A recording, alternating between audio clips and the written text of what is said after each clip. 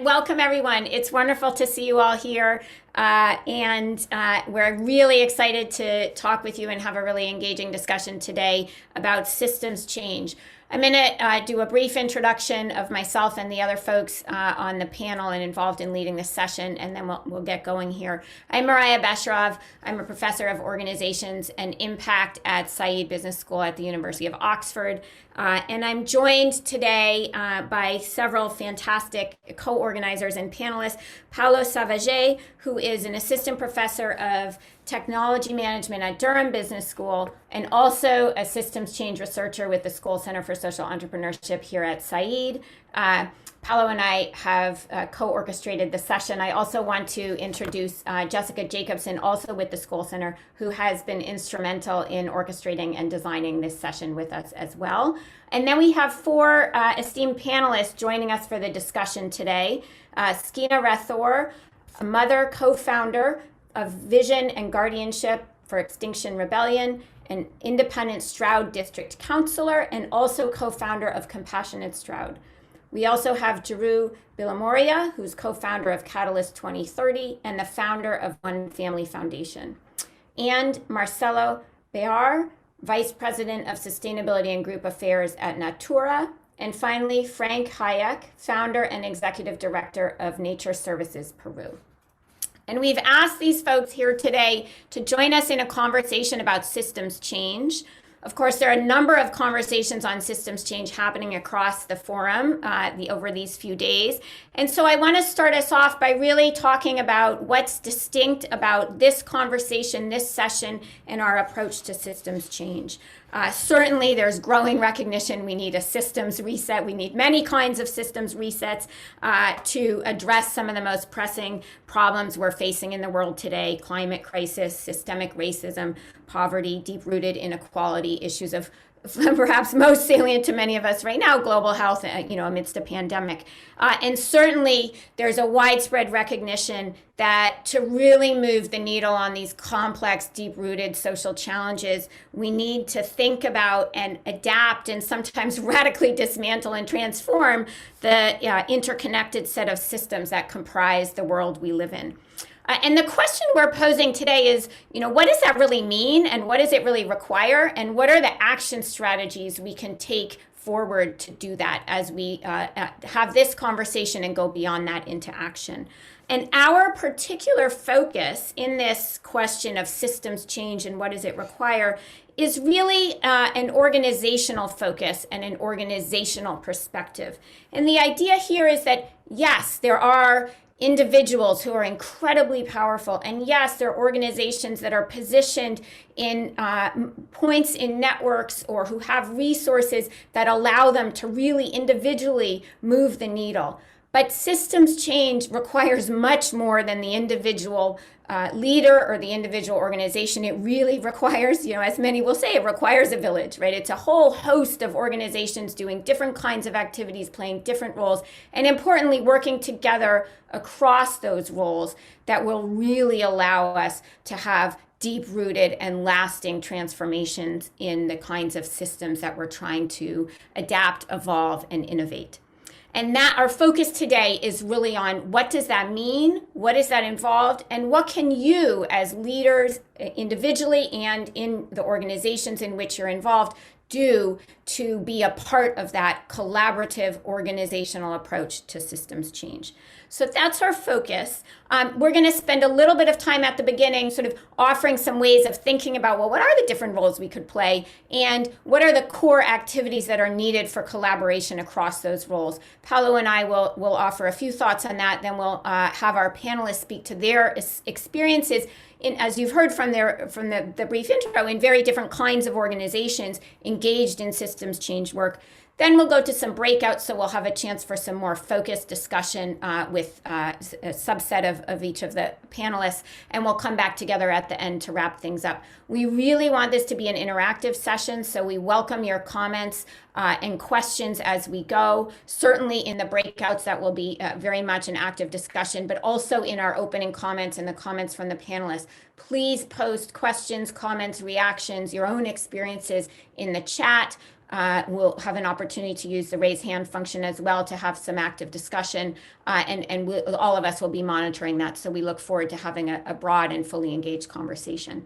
So what I'm going to do now is pass it over to Paulo to start to introduce some ways of thinking about this organizational perspective on systems change and help us understand what are the different kinds of roles that each of us plays individually and through our organizations. Thank you, Mariah. We have been doing research on systems change at the Skoll Center for the past 3-4 years. And that involved many different kinds of engagements with different actors, government, nonprofit, social movements, for-profit companies as well. And from many of these engagements, we heard that systems change requires collaboration. But we didn't hear much about the terms of these collaborations. And many times the assumptions when people describe this need for collaboration are a little bit naive. We know from decades of research that systems change doesn't start from neutral grounds, that organizations have different sorts of limitations on what they can do, and that collaboration is often desirable, but it's not in every circumstance. And it's not always the case that more collaboration is better or that all kinds of collaborations will be positive. And also, it doesn't mean that in every situation people will win, right? Like that everyone wins in every situation. And we hear that very often from this perspective, that systems change starts from neutral grounds, that we need some radical changes and everything is possible. A lot of things are possible, but it's not everything that is possible because organizations are chartered and by different rules, by different sorts of capabilities and infrastructures. And this shouldn't be very unfamiliar to all of you. Think of how governments, for example, officials play by different rules when compared to, let's say, for-profit companies or from social movements. The challenge we have is to understand what each of them can and can't do. What are these sorts of rules, these sorts of capabilities and infrastructures that shape the repertoires of actions that they have, so we can better align them. We can find these interfaces. If we believe that we have to drive systems change, that systems change requires collaborations, we have to better understand the repertoires of actions of each of them, so we can start finding these synergies and these points of convergence.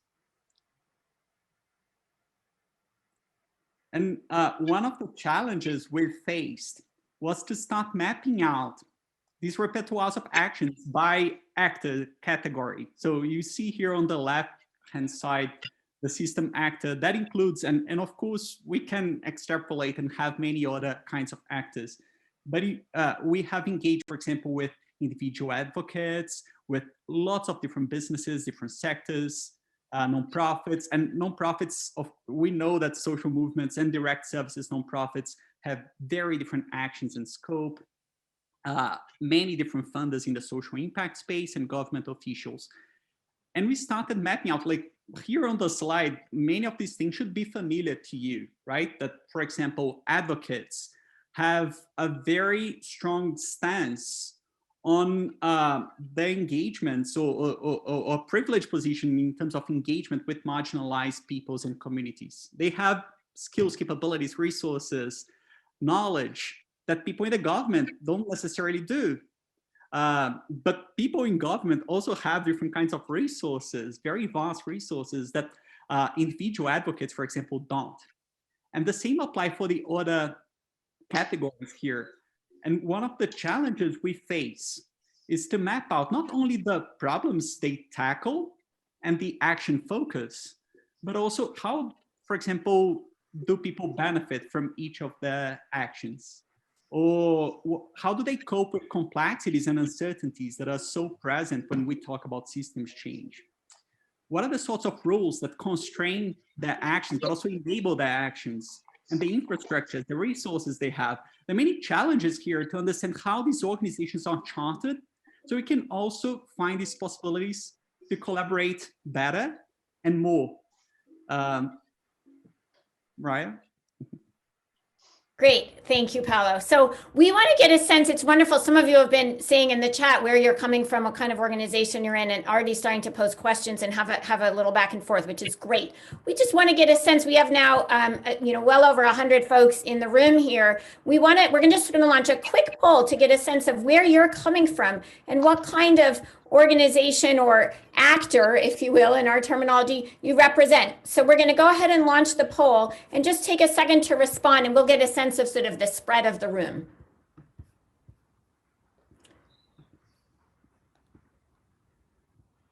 We're getting there, almost at 50%. See a few more coming in.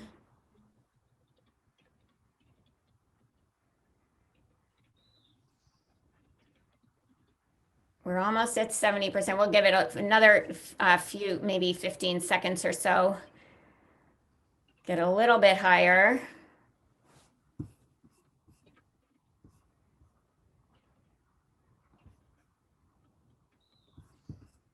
Okay. Why don't we share those results with everyone and give you a sense of where things stand. So you'll see, can you all see the poll results?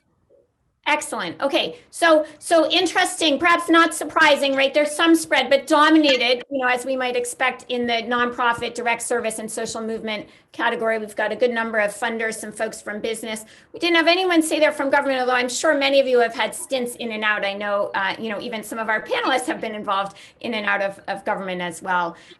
Great. So let's keep that in mind as we go forward, and to think about what are those different roles and positions give us and afford us in terms of the possibilities for contributing to systems change and the different things that we can bring. And I'm seeing now some of you, right, academic wasn't on the list, right? Where would we put ourselves? Thank you for pointing that out. And I'm seeing some of you saying as well, you're in government too. So I'm going to just now shift gears. So, the kind of organization we each come from, we work with, we represent, the role we play in that sense is obviously sort of a very salient way of understanding what we might be able to do in terms of working together to make real fundamental systems change.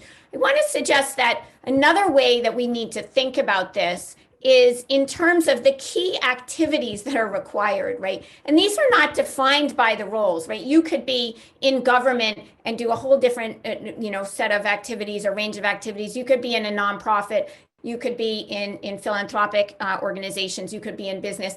But across those different kinds of organizations, if we think about what needs to happen for systems change, our work, and this draws on work that we do here at Said, at the Skoll Center and beyond, but also beyond the boundaries of Oxford for sure, this work suggests that really there are three core activities, what we call highlighting, what we call orchestrating, and what we call operationalizing. And some of this may be quite familiar to you. It certainly has echoes of a related framework that Julie Battilon and her colleagues have developed around different roles in social change. The core thing here is that what we need is awareness, right? This is the highlighting piece, and evidence to support that awareness and generate, buy-in and understanding of what the issues are, right? That's piece one. Then we need the connections, right? And this will really be the core of today, is sort of how do we bring people together who might have very different agendas or sets of resources or positions or even underlying values,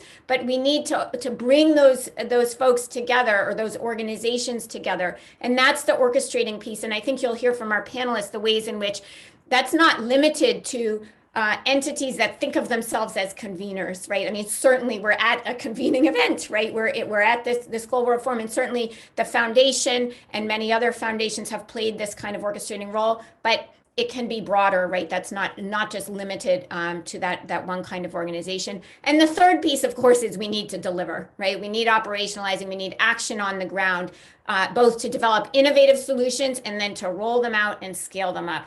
And so this operationalizing piece is of course very key as well. And the challenge is that often the arrows are broken, right, or are not fully connected, right? And so we have disparate organizations doing some of these activities and not always talking as much as might be helpful, or working as much as would be helpful across the different kinds of activities, or trying to do so and getting stuck or stymied by the different time horizons, the different resources that are available, really the different pieces of what really needs to be an overall integrated strategy.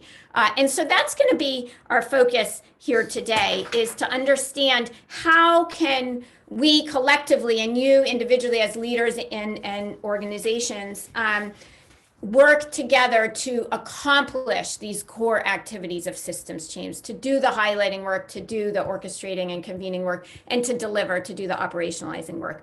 We're going to do one more quick poll just to get a sense of where you identify in terms of how you've spent most of your time in systems change, what kinds of activities, and then we'll open it up to the panelists to hear from them about their experience, the kinds of organizations and the kinds of strategies and activities that they've been involved in. So let's launch the second poll. Just real quickly, tell us what kinds of activities you are primarily involved in, recognizing, of course, that many of us will be doing multiple of these.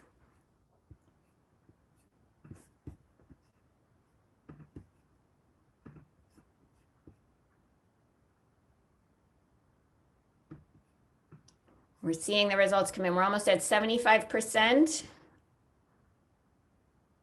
And it's actually pretty evenly split across the roles so far. Let's just give it another few seconds.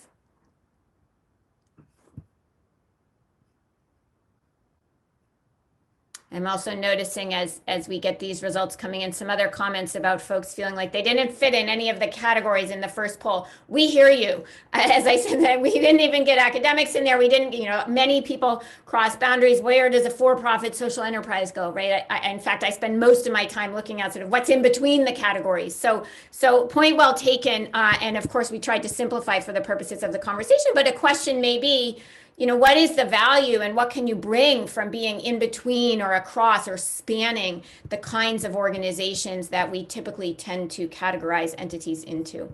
So why don't we close off the poll and share the results? We're at about 90%. And I think you'll see it's very interesting. It's really almost evenly split across highlighting, orchestrating, and operationalizing. I would suggest that's quite encouraging, right? We've got the set of activities in the room, right? We've got the players and engaged in the kinds of activities that we need. And I think then that really opens us up to the question of how do you work across those different activities and coordinate and collaborate? And for this, I want to go to the panelists and ask them to talk a little bit about their experience in their organizations now, the kinds of activities and strategies for systems change that they've pursued, and how they have been able to collaborate across the different kinds of organizations and activities. So why don't I turn, I'm going to turn first to Marcelo from Natura, and just give us a little bit of sense of your background and the work that Natura has done and the ways in which it's been engaged in systems change. Well, Maria, thank you so much for Paulo, for all the organizers. It's a pleasure to be with you. So my name is Marcelo Bihar. I'm from Natura, from Brazil. Natura is a company that was founded 50 years ago back in Brazil, which is a country that has been deeply affected by the Conference of the United Nations on Environment in 1992 in Rio de Janeiro, where the Conference on Ecological Biodiversity was crafted. And that shifted the way the company worked. So that provided a new capability to work with the Amazon forest and from the Brazilian biodiversity, something that the company has been doing for the last 30 years. So the systemic change is really important, but that's something that it takes time. I think our experience is that it's important to connect to many different stakeholders in order to really produce systemic change. So, and I think our biggest experience is really the work out of the biodiversity. We did that for decades, and recently we decided to join forces with some international brands that probably are more well known by many of you, like The Body Shop, Aesop, and recently this year Avon. So we put together a strategy for the next 10 years in which we are committing ourselves to become net zero by 2030 on scopes 1, 2, and 3 on our emissions, where we are committed to have inclusion on 30% of every one of the 100 geographies where we operate. So connecting the fabric of the geography and the difference between the people to be reflected inside the organization, and connecting ourselves with full circularity and regeneration of our product. So in the next 10 years, that requires a lot of change, that requires a lot of interaction with NGOs, with competitors, with governments, and that's what we've been doing for quite a while. And my role is really to try to connect all those dots within sustainability. So I think that's my contribution to the discussion today. Thank you so much. Great, thank you, Marcelo. We'll hear from each of the panelists, and then we'll have a bit of a discussion and a back and forth. So let me turn to Frank now and give us a bit of a sense and some background on your work at Nature Services Peru.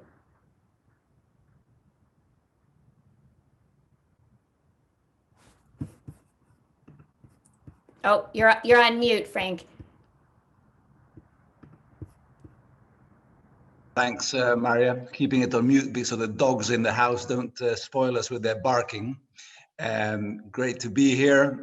Thanks for the invite. Great conversations with Paolo before this gathering as well. Yeah, great to be here with Marcelo and the rest of the panel as well. I founded a company in Peru, Nature Services. Nature Services is focused on, let's say, improving or helping to improve ecosystem management. So the ecosystems on which our economy depends. We're a startup that has, I guess, made its living from advisory business. So we have an advisory line of work.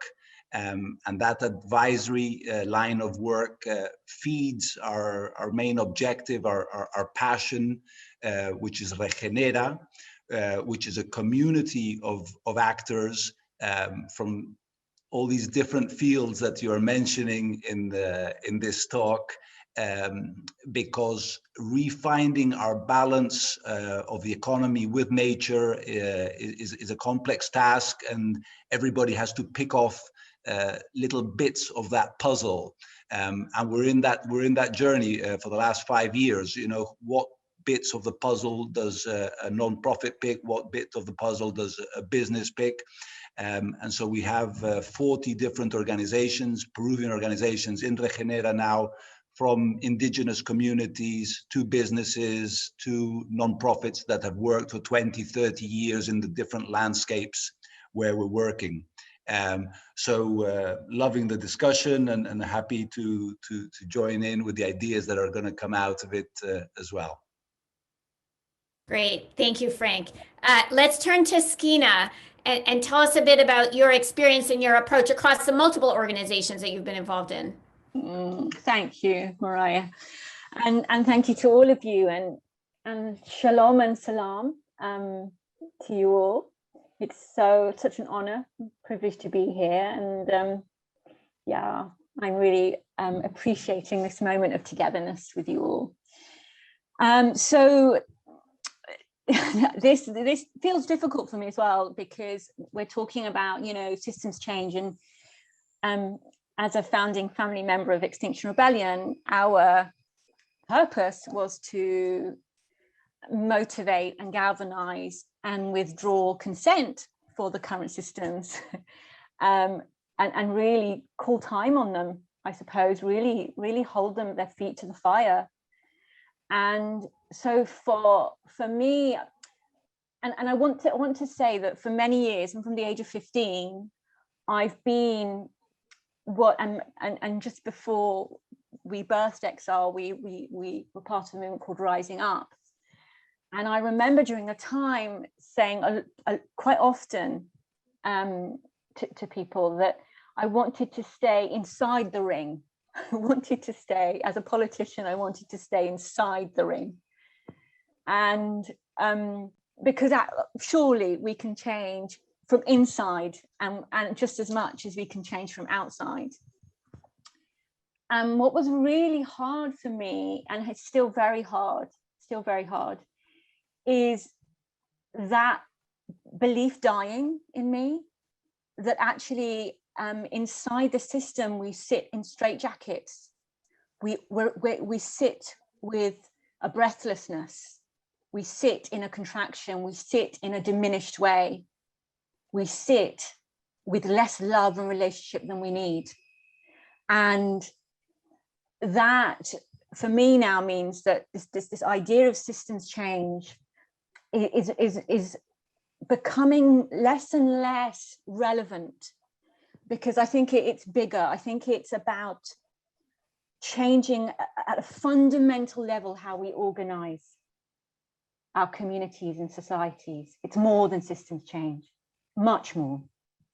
And I know lots of us are in that piece too. I'm not sitting here imagining that, you know, I stand as some kind of prophet in that at all, or XR does, right? I think I'm trying to say that's a more interesting conversation for me, because I've been in the system trying to change it in social justice systems since 15. I'm now 44, and I have seen a lot and experienced a lot, and not enough. And I want so much more than the umbrella term of systems change offers me. So I'll pause there and give you much thanks for your listening. Excellent. Thank you so much, Skeena. I want to turn to Jeru now and allow her to talk a little bit about both her experience and approach at Catalyst 2030, but also the other organizations that she's been a part of. Thanks. Good afternoon. Good morning, everybody. Thanks for having me in the session. As Paolo said, the focus of this session is much more on the organization. So I'll try to touch on that in different ways. Firstly, I would say when we talk about systems change, I always say we probably need to add the word collaborative before systems change and not take it as implied. And I think that's something which is really important, because all of us function in an ecosystem. And therefore, that would be my first thing, which I always say. And I say this when I started my first organization with helplines, where we looked at it starting with helplines as a strategy to then influence the child protection system, and then take it from the child protection system to all the other systems, police, healthcare, education, which impact the child to create a safe environment. Therefore, I say this because when we look at organizationally, it may be one organization, but you influence multiple ecosystems around it. And that's what you did with child helplines. With CYFI and Aflatun, we did social and financial education, and did the same thing. You talked about education, but then you actually talked about financial inclusion for everybody, with the child as the center. So again, you're keeping the ecosystem which is in there. Moving on to Catalyst. Catalyst is basically an organization by social entrepreneurs for social entrepreneurs to shift the meta ecosystem. So there were many individual social entrepreneurs, and I see a lot of them on this session. So hi to all the fellow catalysts. They all said that we want to come together to not just change the individual issue-based systems, but to change the meta ecosystem. A bit, Sakina, like what you were talking about. Are we supposed to just look at our issue, be child protection, financial inclusion, education, or environment, or should we change the whole meta ecosystem? So Catalyst is now 600 plus members, reaching over, impacting the lives of 2 billion people, but saying we are all coming together to say that this is not enough. We are looking at creating the meta collaboration to look at how we can change the system. How are we doing it? Funding is a big issue. I saw 13% of the panelists were funders. Okay, and to the funders, the funding system as it stands doesn't really support systems change. Most people who've done systems change have done it from funds for programs budget and then taking it out to try to change systems. So we are looking at how can we shift the funding paradigm to be able to make it much more systems change oriented, to be able to take it away. The second thing that we are looking at, well, we have tons of activities, but I'm just highlighting a few over here, is how are we able to work with governments and change policies so that entrepreneurs, be it Marcelo, be it Frank, whoever, can work far more closely with social entrepreneurs so that we can accelerate systems change. And I think that's something which is very important. We are also working with academics because there's a lot of field experience, there's a lot of academic experience. How can we collaborate with the two to take it through? So if I look at systems change from an organization point of view, I say it's all of us coming together with the systems catalyst being at the center as a very honest broker, trying to facilitate collaboration across everybody. And that's the whole organization. And it's not about the I, it's about the we, the collaboration, and the whole ecosystem that we have to jointly build to actually facilitate systems change. And that's what Catalyst is all about also. So back over to you, Mariah.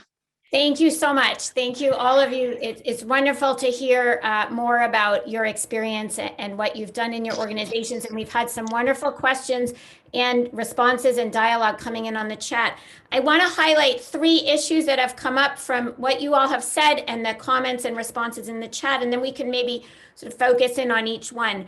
One is this question of, which is really, I think, teed up by what Jeru was just saying about collaborative systems change, right? And linking into Skina's comments as well, and earlier from Frank and Marcelo, clearly collaboration and collaborative approaches are important, but sometimes we actually need to get people to change their ways. And it raises the question of how do you figure out how to work with and work sometimes against?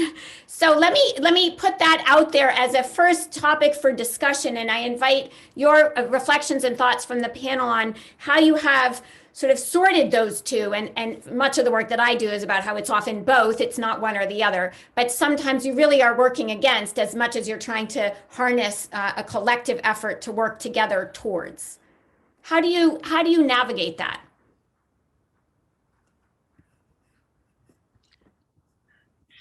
I can go if you want. Yeah. So I think I would say that if you have to look at systems change and if you have to work for or against, you first need to look at your role. I touched upon it earlier. If you look at your role as a background role, much more just as a background facilitator, then people will trust you more. And systems change is ultimately about relationships. It's about the self and then being able to work with the different actors in the system. So I think very often people, when they look at systems change, they talk about it in terms of just policy change. But if you dig deeper, it's actually about relationship change. It's about understanding, and it's about taking it forward. So to me, systems change at both the organizational level, but also at the individual level is about being, is about understanding your role within the system and then working with the actors to build what is their strength. So it's actually about collaborating and building on strengths and unique perspectives that people bring forward. And therefore it's strengthening everybody. And as you get strengthened, as you feel more positive, the change will happen. So far, I've had like 4 systems change organizations. I've never conflicted. I think you can get everything with a smile. So I would say that's really something which we look at, and a lot of dialogue. Though sometimes you want to hit your head against the wall. It's dialogue, dialogue, dialogue, relationship, relationship, relationship. And we are all humans. So that's how I look at it and take it forward. And I keep going on, remove the I, go to the we, go to the eco. That's when the change will happen. Okay, thank you. Frank, yes. Yeah, I'll build on Jeru's very, very positive message about optimism there. And I think the world is more and more complex, and optimism is a great tool to see and go through that complexity. The comment I wanted to make about sort of systems change is that, you know, we all subconsciously decide at what level we want to engage with this. And it can be as broad or as small as you want it to be, if that has meaning to you. It's not if you're working on the global system or you're working on your community level system, that has inherently, they both have, you know, inherent value. And sort of looking at it from a natural perspective, all ecosystems are embedded. Human ecosystems are embedded in nature, and different natural ecosystems are, you know, let's say ecosystems are embedded in biomes, and the biomes are embedded in the biosphere. So we have embedded systems, and we have to work well within those different systems, but we have to work well across systems. And I guess sort of to complement Jeru, what I want to say is, you know, we need to be positive, and we need to rely on our human values. I think you're talking about relationships and, you know, ethics and values of people. That is incredibly important, whether you're working in a local system or in a global system. Each person has to decide, you know, where he focuses his energy in those systems.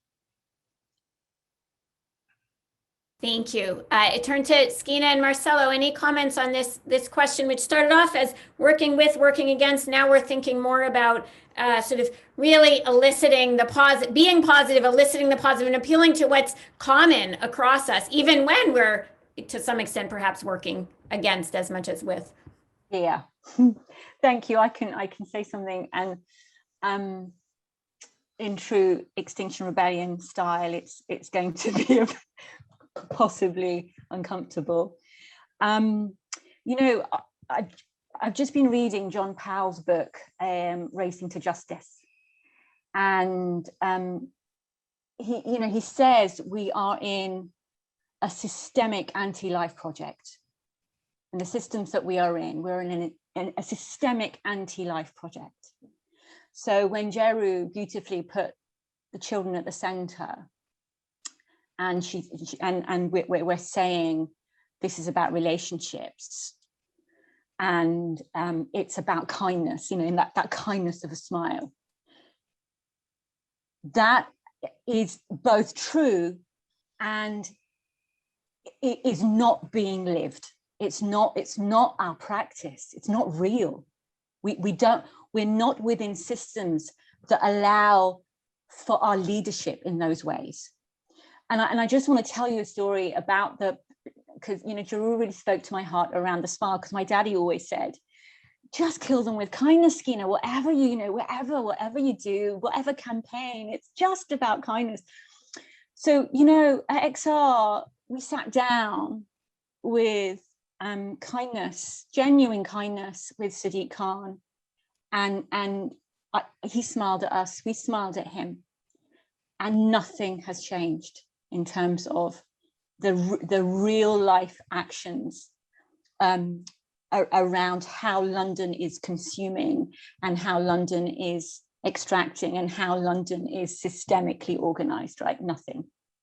We sat down with Michael Gove with heartfelt smiles between us, and they declared a climate emergency, and there is the anti-life project is still leading the way. We are still destroying the earth. In fact, some scientists are now saying we have 2 degrees baked in. That's catastrophe in our lifetimes for our children, right? So when we say this question, and quite rightly in your, you know, in your intro, there was this idea around vague statements around collaboration and effective collaboration and systemic collaboration, and I want to say what for and who for, because you know what for, what it feels like is happening for me. There's some white saviorism that it's what for, right? There's something around more colonialism is what I'm seeing it's for, too often, And who for? Because it's not, we all say we love our children, and yet every system that our children are part of is anti-childhood. Our education system does not respect childhood development. Our health system does not respect children. Our economic system certainly doesn't, as we know, and we're here to talk about, and our political system doesn't. So we're in this mass denial. We're in this mass denial, and something much deeper, much more interwoven and much more fully integrated around what is change, what is cultural, spiritual, ecological, social, right? What is this change that we are all yearning for, we are all longing for, we are all planning for, operationalizing all these terms that we've used around what's deliverable, what are we orchestrating, what are we operationalizing, right? And it just feels to me, I feel devastated in saying this, but to me it feels like we're organizing more of the same all too often. It's an systemic anti-life project. And I think we have to have some new conversations about how that exists, how we withdraw our consent from that as in a together way, how we trust one another to withdraw consent from this anti-life project, and how we work from the ground up, how we really trust, how we really decolonize, how we give power over to local communities, to local people. Thank you. Okay, very provocative. And I think I want to suggest that, I mean, you've teed up some really powerful questions and issues and challenges for all of us, right? And I want to suggest that perhaps, and I think you started to go there with your last set of comments, perhaps one way forward is really through the how, right? How, we can say all these wonderful things, but on the ground, how do we get this done and what does it take, right? And that's really where sort of the difference between this sounding one way but being another can be minimized, right? And so let me then, there have been some questions in the chat about, should we all be trying to do all these different activities? And how do we actually get organizations to change what they're doing? And so let me put that out there to the four of you. How do you see what your own organization has done as within one of these, highlighting, orchestrating, operationalizing, cutting across? What do you advise? What are the other ways that we need to think about sort of the implementation, the doing of systems change that can help us realize what we mean by these general statements rather than undermine or devalue them? So may I jump in?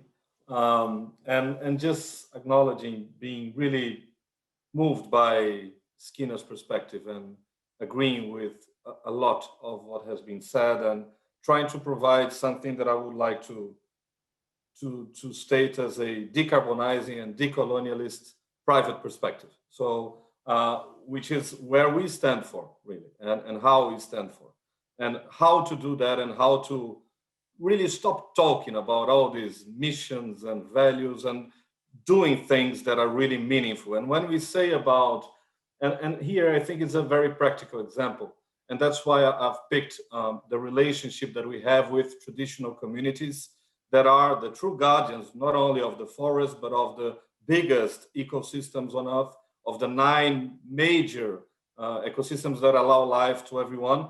I think when companies, and when we say that we use biodiversity, it's not that we are just buying ingredients. It means that we have sociologists, anthropologists connecting throughout weeks inside the Amazon forest, taking the harvest and the timings of nature as well, which is something that it's really hard for a private company to do. So waiting for having nature providing its goods and building capitalism in a new way. So where we really share the wealth and the benefit, not only to shareholders, but mostly to those who are in our networks and to the knowledge of the traditional communities as well. So we've been doing that for quite a while, and we understood that should start being common practice. And we try to build a law around the use of biodiversity it was a struggle. In a national level, it was really a struggle of over 10 years of discussions in many fronts, different rationalities. To Maria's point, how to not only align competitors, private sector, the communities themselves, allowing them to have the voice on how they wanted those initiatives to be built. And I think moving forward, and it was done many years ago. Now we are under a setback, but in 2015, the bill was approved, and it was a major shift for many. There is a lot to perfect still, but I think that really changed the landscape on how to use the denominators that make life possible, right? So we are talking about air, we're talking about water, we are talking about biodiversity and nature. So moving forward, I think deciding collectively in a known centralized approach how we are going to value nature and regeneration will be the way to move forward. And how can regeneration really become not only practice, but public policy and incentivized? So I think that's what we all should be aligned moving forward. So that's the path where we are. Hopefully news will come. We'll have this year. Here, I'm currently in the UK, and here there is a lot of discussion around COP26, but that's not the only COP that we have this year, right? The other one is COP15. And in this one, the Conference of Parties on Nature will decide whether we'll have someday an agreement, like the climate agreement on Paris, we'll have an agreement on nature. And that will be really important to have nature not being taken away, but being really valued. So we are all starting to build not only, I would say, immaterial systemic change, but real change in terms of, as we have the NDCs for climate, we should have science-based targets for nature as well. So we know what we are talking about, and we can all do our accountants and our results also reflecting not only the economic aspect, but the nature aspect and the carbon aspect of it. So that's my proposal for us moving forward and considering everything we are discussing here. Thank you, Jeroen. Yes. Now, I was just thinking because as you said, there are many types of systems change, and this was much more on the organizational aspect. Therefore, I thought to focus, if we have to look at that, to bring about the systems change at the organizational level, we need to have certain roles and behaviors that we play as individuals who are organizing the system. And we also need to have certain strategies. And I think somewhere we've talked about the roles and behaviors, but we also need to have what are the key operational strategies. And what we have learned is when we are doing systems change, you can have all the targets, but it's actually the principles which will help you bring about the change in the system. And the other thing I have learned, Sakina, this is years of experience, but for everybody, I almost never work with the top people. I always work at level 3 and 4. You know, the reason is they are the ones who stay. Ministers come and go, prime ministers come and go. Okay, not in dictatorships, but even there. And it's at the level which is much below. And that's the organizational strategy for systems change, which I think every one of us will agree with. And that's where the bonding and the change has to start. It's with people like you who've been in the system before, Sakina, like you, Marcelo, like Frank, like all of us. You know, we are the ones who will, it's the behind the scenes is what I'm trying to say, which is actually the system which will be taking place and shaping. And that's what I think is important organizationally to recognize and to record and to try to see how to build on. That, sorry, just wanted to share that from the session which Paulo was. That's fantastic. And actually, it's a great transition to the next part of the conversation. We're going to, in a minute or two, go into some breakout discussions. And the point there is really to get into the sort of the nuts and bolts and the details of how do we get this done and what does it take, and you know, at what levels are we working, where, you know, what particular sort of on the ground strategies have worked well and have not worked well, and what have you learned from that? And I think that will pick up on a number of the questions that I've been seeing coming in around how do you get this done? So let me explain the plan for this next about 25 minutes. We're going to have 2 breakout rooms. I will facilitate one. Paula will facilitate the other. I will be joined by Frank and Marcelo. Paula will be joined by Skina and Jeru. Those of you who are participating in this session are welcome to join either room. You should have the capability to select for yourself from the bottom of your Zoom screen. If you don't, we have some tech support on hand to help you. We will spend about 25 minutes in the breakout discussions, and then we'll come back together for some sharing of insights that emerge from those conversations. So for the last 15 minutes of our time together in the session, we'll be back in the full plenary, and we look forward to some really interesting discussions. So we'll let you all select your rooms, and we'll see you back in the main room in about 25 minutes. Great. Welcome back, everyone. I think we're all being automatically bounced back if we didn't select it ourselves. We had a great discussion in our breakout. I'm sure you did in the other one as well. In our last 15 minutes, Paolo and I will each just share, and we'll invite the panelists to share as well, any of the insights that really bubbled to the top from the breakout discussions. And of course, you all probably got cut off to some extent as well. We were having a very robust discussion as we ended. But so we'll do our best to summarize and then pull things to a close with a few parting thoughts, and I think really some parting challenges.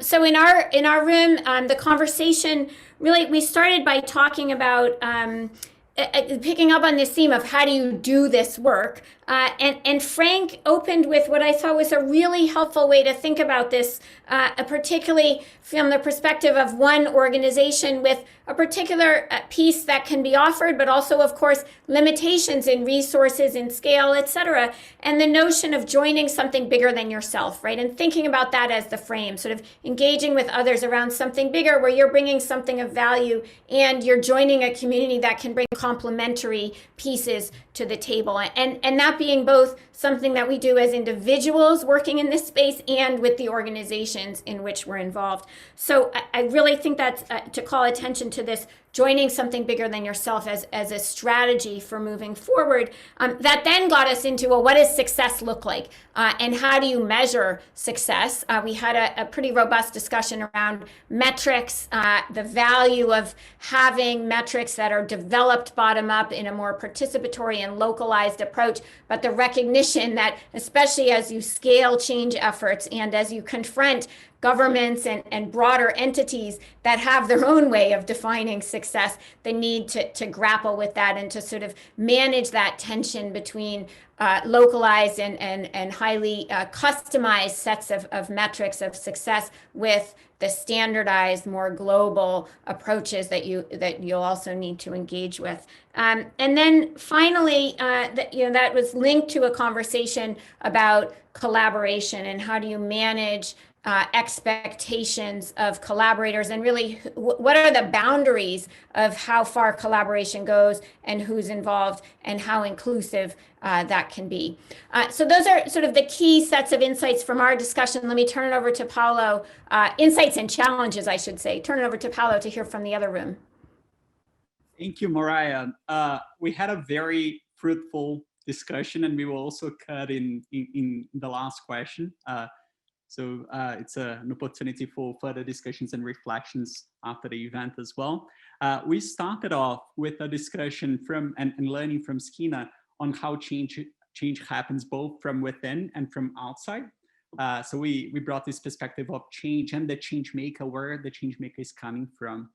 And we heard from Jeru on how she found an entry point for a system by focusing on children, putting children in the middle, and then from that entry point expanding to financial services, to education, and so on and so forth, and link to how we can find possibilities to act in broader systems. They both discussed how sometimes it's very difficult to operationalize and to identify the boundaries of systems change, because we are working with systems that get bigger and bigger and bigger and bigger as we act and as we work on them, on the issues that we face.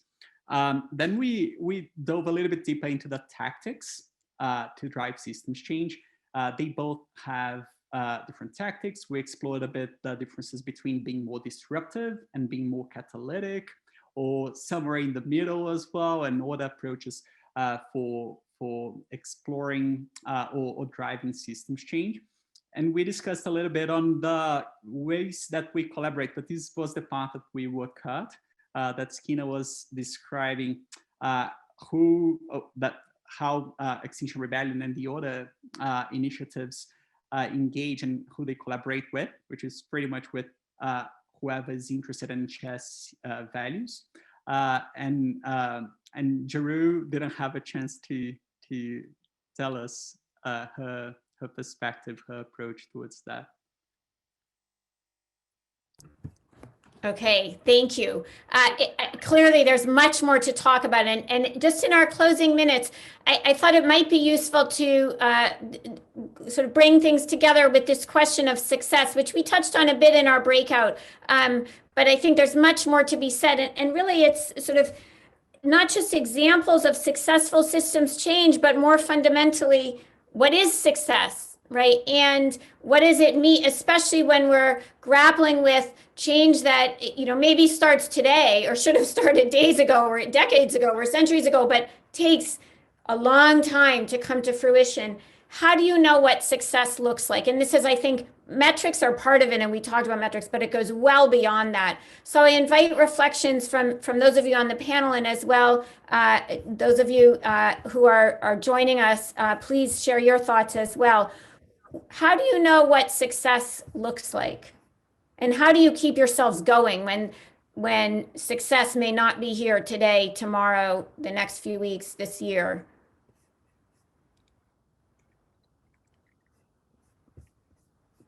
I'll jump in to start it quickly. I think success is not necessary. We can die happily having worked towards our ideals. I think, the end point of politics, of business, is human well-being. So we need metrics, obviously, that really talk about human well-being. I think society is progressing towards those metrics with the Human Development Index. So there's global movement towards human well-being. I guess my own little bit of sand to that is that we have to think beyond human well-being to nature well-being, because animals and ecosystems have rights like we do as well. So whether we succeed or not depends on how we're measuring what we succeed or not. So what we're measuring is important. But I'll come back to that point. We all define success according to our own values, and we have to respect how indigenous people define success, how business people define success, how nonprofits define success. Thank you. Thank you. I mean, you're highlighting this two things that I think are incredibly important. One, it's the process, it's the journey, right? And it's never ending, even as there are moments and points and indicators. And two, that it's not singular, it's multiple, from multiple perspectives, multiple vantages, multiple value systems. I invite others of you. I know, Jeru, when we were talking about this session, in fact, you raised the question of how do you know when it's time to close up shop for your organization, right? And sometimes maybe you have achieved what you set out to achieve, and it's time to move on maybe to the next step or the next piece, but perhaps through a different organization or a different vehicle. Sure. In Child and Youth Finance International was looking at social and financial inclusion for children. And we had defined for us that our role or our mission would be over when we had got central banks to place it on agenda. There was policies around it, and they had initiated practices, and it was integrated in. And plus, there were enough organizations which were looking at it. So we had set ourselves up that if these criteria happen, we will shut down. And so we had said in 5 years, it took us 7 years to get there. But when we had met all the criteria that we had set in our initial strategy, we actually decided to hand over all the major activities, initiatives to the right people. So we were working on something, and that got taken over by OECD, which honestly has much more clout than a small nonprofit. And now they are running the whole initiative.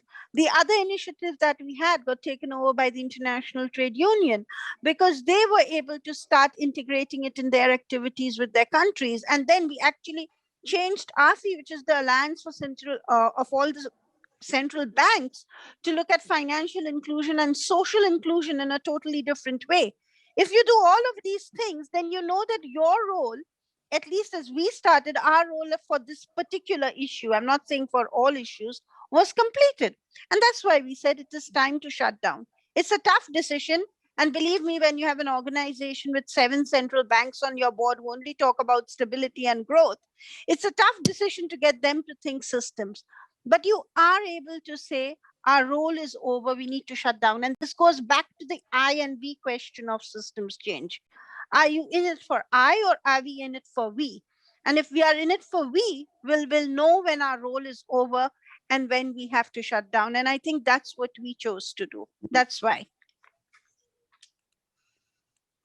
Thank you. Thank you for sharing that. I'm seeing that we're getting to our last few minutes, and Paulo and I are both academics in at least a good part of our life. So we feel compelled to bring things to a close with, I would say, a mix of some takeaways and some parting thoughts and challenges. And so I'm just going to share my screen one last time for a final slide here, just to offer you some closure on our discussion and then to leave you with a few parting thoughts. So clearly we've emphasized going beyond the individual, right? The systemic set of organizational collaborations and actions and interfaces that really drive change, and that this is sometimes gradual and sometimes fragmented, partial, and it's highly distributed. And as we've discussed, sort of the opportunity and the challenge lies in how do you find those connections, create those points of convergence. They don't just exist out there, right? And foster collaboration across different kinds of organizations and individuals playing different roles. And I think we've heard today about really the ways in which this is an ongoing process, right? It's a journey. There's not an endpoint. This is diverse. This is coming from multiple value systems and engaging those multiple value systems in this work, in this very difficult, but I would say fundamentally important and not always exciting and flashy work of the organizational work of systems change. So I thank you very much for joining us in this conversation. Thanks especially to Paulo for partnering with me, and to Jessica and the whole Skoll Center for partnering in bringing this together, and especially to our panelists, Paulo, of course, Skina, Jeru, Marcelo, Frank, all of us at the Skoll Center and the Said Business School at the university. Really appreciate your engagement. There will be continued opportunity for conversation later today. Jessica has posted details in the chat. I'm just going to turn over to Paulo for a final word on what's coming next later this afternoon. And thank you again. Thank you very much, Mariah. As you said, and as others said in the discussion, it's an ongoing journey with different pathways. Perhaps we have different milestones in these journeys, but it's not about a finish line. We are more looking forward to contributions and not necessarily achievements, right? Like there will be many contributions, many problems, many different approaches towards systems change. And we value the diversity from the speakers. Thank you for your contributions, from everyone who joined as well and contributed with your questions on the chat. We're going to have the opportunity to meet again, as Jessica posted here on the chat, in a more informal setting. So please join in and we can explore a bit more these different pathways and these things that we're going to bump into this journey towards driving system change. Thank you. Thank you all, and we look forward to continuing the conversation. Thank you very much, everybody. Thank you. Thanks, everyone. Bye-bye. Bye-bye. Thank you. Thank you.